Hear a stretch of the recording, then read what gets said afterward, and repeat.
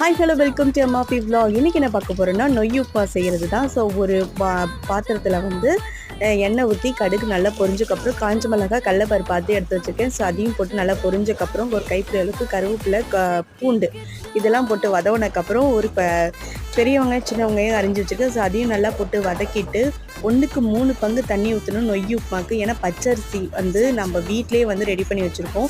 அரிசி துவரம்பருப்பு கொஞ்சம் மிளகு ஜீரகம் எல்லாமே 1க்கு 2 பங்கு நொரன்னு அரைச்சி வச்சுருக்கோம்.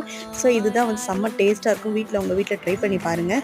ஸோ நல்லா தண்ணி கொதிச்சக்கப்புறம் இப்போ நம்ம எடுத்து வச்சுருக்க 1 பங்கு அளவு அதில் போட்டுக்கலாம்.